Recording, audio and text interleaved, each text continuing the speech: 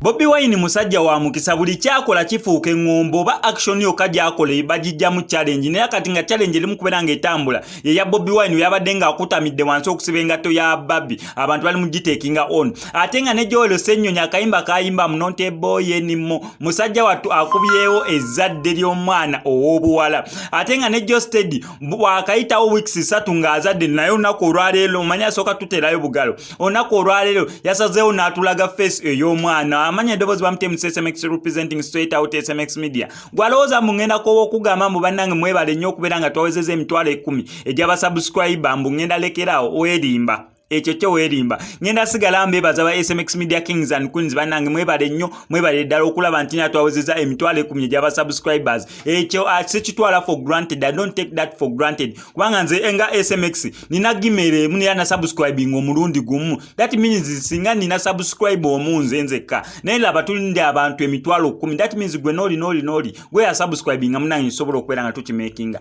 nawe atana kubeera ngo subscribing kankugambe kimu subscribing ano ku SMX Media tojja ngo missing updates zonna waliwo ne mukwano gwange ya organize trip ogende Kalangala naye nagambye ngeje nawezeze emitwalo 10 ngenda kumwegattako ngende naye Kalangala ku trip ye ya organize nze naye nawe obeero yagala osobola otwegattako tugenda Kalangala ennaku z'omwezi nga 26 paka nga 28 nnaku 3 nga tuli e Kalangala okugenda mitwalo 15 kasosasula mu bwangu kubanga ina limited numbers so osobola otwegattako tugenda Kalangala November nga 26 27 28 nnaku 3 nga tuli e Kalangala ku mitwalo gyo 15 osobola twegattako ng'okuba ko ye namba y'essimu bamuyita Gideon agenda beera nga akukwasaganya bulungi nnyo nnyini ddala osobola twegattako celebrating naye nga na party yaffe ba SMX Media Kings and Queens eri mu process tugenda beera tukola get together party eyokulaba nga celebrating emitwalo 10 egy'aba subscribers so ye kyali mu process by process kujjukiza bannaffe aba Peleska accessories and spare parts munnange bagamba ekizibu kyonna kyonna ekikwatagana ku mmotoka bakisolovinga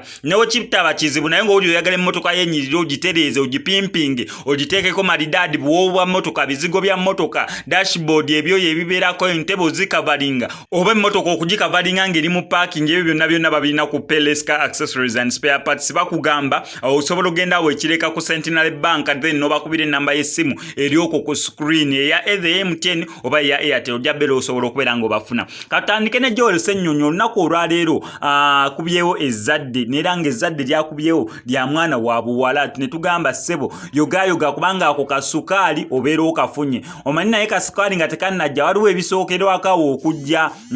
Joel Ssennyonyi okusinziira ku bifaananyi bye tulaba ekitagamba ogenda beera taata omulungi tukimanyi bulungi nnyo mu Joel Ssennyonyi ekisooka ye mwogerezi w'ekibiina kya National Unity Platform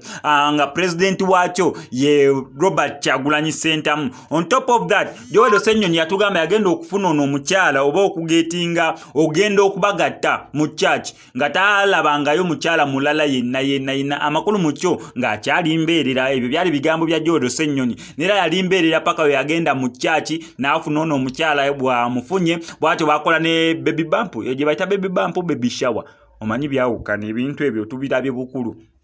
nsesuubira mami wange bamukolera baby shower go ge mazima ekyo sikisuubira baby bump okujjako bino ebifaananyi bibekubayanga nga bakutte ku radio nga bakutte ku TV ndowooza yali baby bump oba mami wange naye ekifaananyi ng'ali lubuto lwange sijjukira naye munnange ennaku zino abantu bakola baby bump baby shower ebintu byonna byonna ne basobola okubiraba nga bakikwasaganya bulungi nnyo so weebityo ebyali ebya Joel Ssennyonyi ng'ali ku baby bump naye ndowooza eyo baby shower ne bajja ne baleeta ebiraawo baby bump kwe kugenda ku photoshoot y'olubuto yes byonna ndowooza babigattira wamu so tukuyozaayo za Joel Ssennyonyi yoga ssebo yogera ddala ekyo ekigambo gyekisuubira mbu gyekiri eyo nga tuvudde ne tugenda owa munnaffe bannange Josted simanyi nakumanya Josted ebintu byayimba Josted anyimbira bulungi alina akayimba bakayita soulmate simanyi oba waakawuliddeko gwawuliriza eno story Josted alina akayimba bakayita soulmate naye okawuliriza n'engeri gyagira eddoboozi ndibeera likakkamu na kwegamba nze singa nali manyi okuyimba simanyi nakumanya naye Josted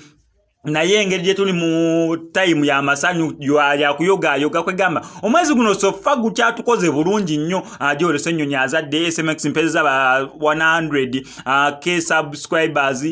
Josted naye mu kusooka nga yakazaala omwana yatuwaayo ko kakono mujjukira bulungi kaali kakono nga kagize ke yakuba ekifaananyi ne Josted naye agambye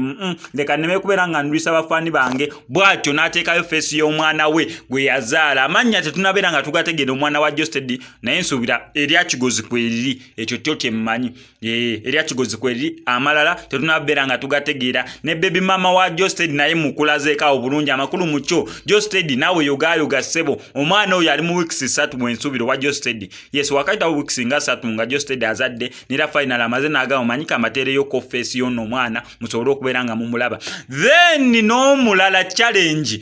ya Bobi Wine buli kintu kyakola oba buli kintu kyakwatako bakijjamu challenge lwakuba eno challenge eyasoose oggigwa mu mbi ye mwana mukulu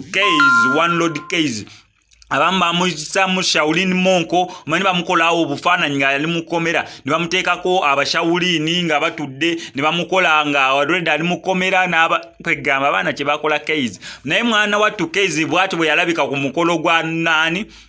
ngwa Nubianli era bw'atyo ndowooza yaliyo nga bakuba n'ebifaananyi ebyo Bobi Wine we yali ng'asiba babbi engatto kati mu kubeera ng'agiraba naye ndowooza moment n'emunyumira naye asazeewo okubeera nga takinga on challenge omanyi waliwo challenge nnyingi ze tulaga amazima nga tezirina mulamwa oba nga teziri ku mulamwa oba nga tezigenda bbeera na mulamwa waliwo eno challenge esinga okubeerako kati ey'akayimba ka Job Boy simanyi kino kye bayita okudicampaigninga oba okudifamentinga simanyi naye kale challenge eyo actually nali waliwo ne post gye nalabe naye ng'avuddeyo ng'agamba abantu abakola challenge y'oluyimba lwe ng'alinga ng'abagamba simanyi oba eyo post yabadde ntuufu naye nga post eyo yabadde eraga mbu Job Boy yavuddeyo n'agamba abantu abakola challenge y'oluyimba lwe olwa alcohol mulekerawo okweyirayira ebintu simanya kweyira mwenge guno weesigasiga ebintu kwega naye ng'alaba ekintu kigetinze out of control so abantu abakola challenge wezito waliwo challenge zitaliimu gwo mulamwa naye imagine ng'okola challenge eya Bobi Wine omusajja mukakkamu omusajja wa abakyala ekitiibwa omusajja ayagala mukyala we nakkakkana wansi asobole okubeera ng'asiba ku babi engatto ng'eyo challenge lwaki togikola ate gye wayongera okukola eno challenge kabeera ng'ako okuzanya naye kati nenge gikastimulatinga